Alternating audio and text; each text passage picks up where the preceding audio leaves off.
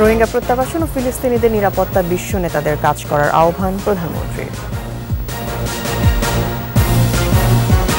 উপকরণের উচ্চমূল্য green energy উৎপাদনের বাধা, নবায়নযোগ্য জ্বালানিতে পিছিয়ে বাংলাদেশ। ইসরায়েলকে $100 কোটি মূল্যের অস্ত্র দেবে যুক্তরাষ্ট্র, কংগ্রেসের অনুমোদন চাইলেন জো বাইডেন।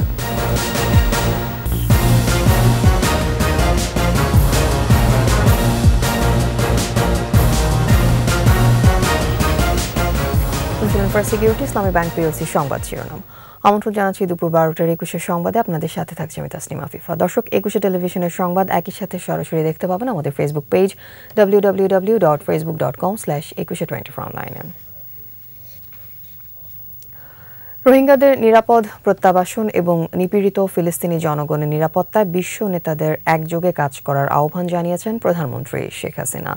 আইসিপিডি গ্লোবাল ডায়ালগ শীর্ষক আন্তর্জাতিক সম্মেলনের উদ্বোধনী অনুষ্ঠানে একথা বলেন তিনি। প্রধানমন্ত্রী বলেন, বিশ্ব শান্তি প্রতিষ্ঠায় জাতিসংঘকে আরও জোরালো ভূমিকা রাখতে হবে।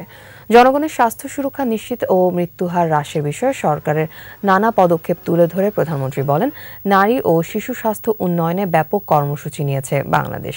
প্রধানমন্ত্রী আরও বলেন, সমৃদ্ধশালী বিশ্ব ব্যবস্থা গড়তে প্রয়োজনীয় শিক্ষা, স্বাস্থ্য ও অন্যান্য মৌলিক অধিকার নিশ্চিত করতে হবে। বাংলাদেশে আশ্রয় নেওয়া মিয়ানমার থেকে জোরপূর্বক উচ্ছেদকৃত রোহিঙ্গা জনগোষ্ঠী এবং ইসরায়েলের গণহত্যা ও আগ্রাসনের ফলে নিপীড়িত ফিলিস্তিনি জনগণের কথা, বিশেষ করে বিপুল সংখ্যক নারী ও শিশু ফিলিস্তিনে আজ প্রয়োজনীয় চিকিৎসা ও স্বাস্থ্য সেবা থেকে বঞ্চিত। প্রতিনিয়ত জীবন মৃত্যুর সঙ্গে তারা লড়াই করছে। আমি আশা করি জাতিসংঘ সহ অন্যান্য আন্তর্জাতিক সংস্থা সেখানে সকলের জন্য, বিশেষ করে নারী ও শিশুর জন্য প্রয়োজনীয় স্বাস্থ্য সেবা নিশ্চিত করতে আরও কার্যকর ভূমিকা পালন করবে। তাপমাত্রার তীব্রতায় বৈশ্বিক উষ্ণায়নের সরাসরি প্রভাব দেখছে বাংলাদেশ। এমন বাস্তবতায় জীবাশ্ম জ্বালানি ব্যবহার থেকে নবায়নযোগ্য জ্বালানিতে ফিরতে হচ্ছে জনমত। তবে প্রযুক্তি উপকরণে উচ্চ মূল্যে ব্যাহত হচ্ছে গ্রিন এনার্জি উৎপাদন। এসব কারণে নীতিমালা তৈরি করলেও নবায়নযোগ্য জ্বালানিতে পিছিয়ে বাংলাদেশ। বিশেষ রিপোর্টে বাকিটা জানাচ্ছেন মোহাম্মদ নুরুন নবী, ছবি তুলেছেন ইয়াকুব লিটু।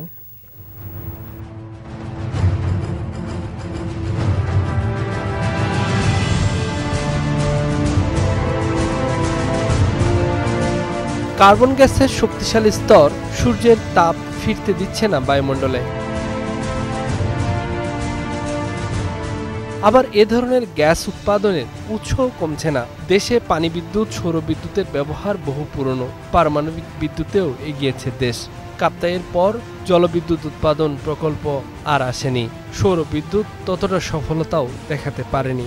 একে তো পুরনো প্রযুক্তি, দামেও বেশি, সোলার প্যানেলের জায়গাও বেশি প্রয়োজন হয়। দেরিতে হলেও অনশোর বা স্থলভাগে কমপক্ষে 10টি বায়ুবিদ্যুৎ কেন্দ্র নির্মাণ চলমান, কিন্তু সমুদ্রবুকে বা অফশোরে সম্ভাবনা সত্ত্বেও তেমন চেষ্টা নেই। নদী প্রধান দেশ হওয়া সত্ত্বেও নদীর তীরে বায়ুবিদ্যুৎ কেন্দ্র নেই।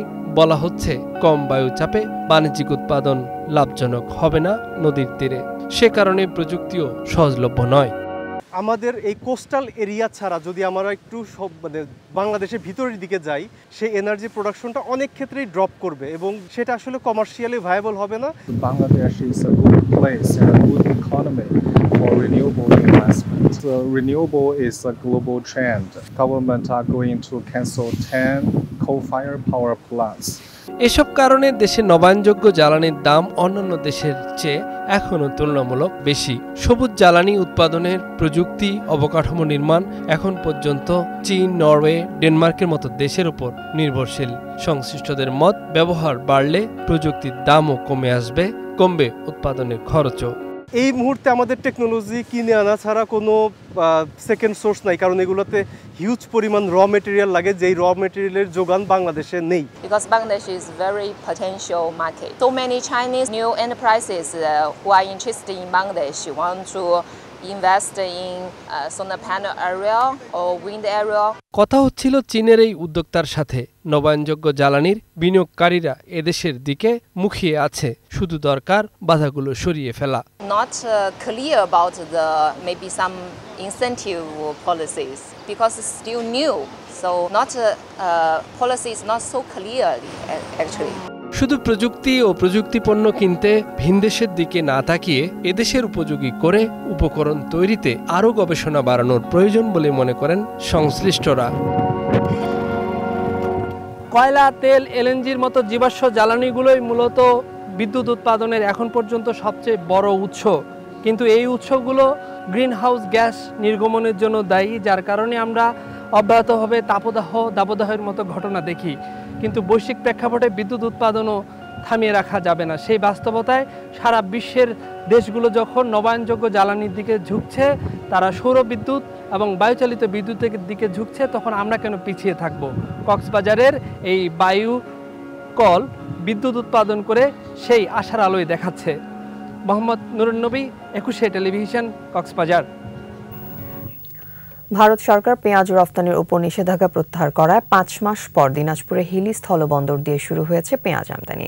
মঙ্গলবার রাতে ভারত থেকে দেশে এসেছে 30 টন পেঁয়াজ। আমদানিকারকরা জানান, নিষেধাজ্ঞা প্রত্যাহার পর থেকেই পেঁয়াজ আমদানির জন্য এলসি খোলা সহ সব প্রস্তুতি নিতে শুরু করেন তারা। তবে ভারতে পেঁয়াজের উপর রফতানি শুল্ক 40% আরোপ থাকায় আমদানি কিছুটা কম।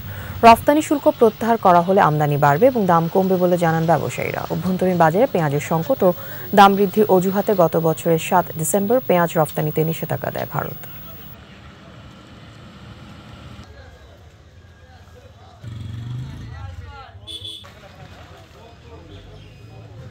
ভারত সরকার এখানে 40% শুল্ক প্রত্যাহার না করার কারণে আমাদের মালের দাম অনেক বেশি পড়ে যাচ্ছে। প্রায় 7.5 লক্ষ টাকার মতো আমার এক গাড়িতে 30 টনের গাড়ির উপরে আমার ট্যাক্স দিতে হচ্ছে, ভারত এবং বাংলাদেশ মিলে। আন্তর্জাতিক বোমা সরবরাহ স্থগিত রাখলেও ইসরায়েলকে $100 কোটি মূল্যের অস্ত্র সরবরাহ করতে যাচ্ছে যুক্তরাষ্ট্র। ওয়াল স্ট্রিট জার্নালের এক প্রতিবেদনে এই তথ্য উঠে এসেছে। অস্ত্র সরবরাহের বিষয়ে কংগ্রেসের অনুমোদন চেয়েছেন জো বাইডেন। ফিলিস্তিনি প্রতিরোধ আন্দোলন হামাসের বিরুদ্ধে যুদ্ধ করতে গিয়ে শেষ হয়ে আসা ইসরায়েলি অস্ত্র ভান্ডার পূর্ণ করতে এসব অস্ত্র দেয়া হচ্ছে।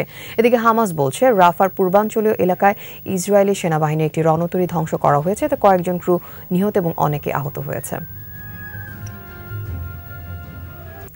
শেষ করছি দুপুর 12টার 21 সংবাদ। যাবার আগে ফার্স্ট সিকিউরিটি ইসলামী ব্যাংক পিএলসি সংবাদ শিরোনামগুলো আরও একবার। রোহিঙ্গা প্রত্যাবাসন ও ফিলিস্তিনিদের নিরাপত্তায় বিশ্ব নেতাদের কাজ করার আহ্বান প্রধানমন্ত্রী। উপকরণে উচ্চ মূল্য, গ্রিন এনার্জি উৎপাদনের বাধা, নবায়নযোগ্য জ্বালানিতে পিছিয়ে বাংলাদেশ। ইসরায়েলকে $100 কোটি মূল্যের অস্ত্র দেবে যুক্তরাষ্ট্র, কংগ্রেসের অনুমোদন চাইলেন জো বাইডেন।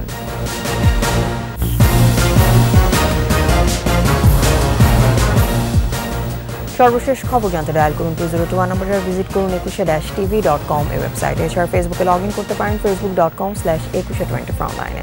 এতক্ষণ সাথে থাকার জন্য ধন্যবাদ। আমাদের পরবর্তী সংবাদ দুপুর 2টায় দেখার আমন্ত্রণ রইল। 21-এর সাথে থাকুন।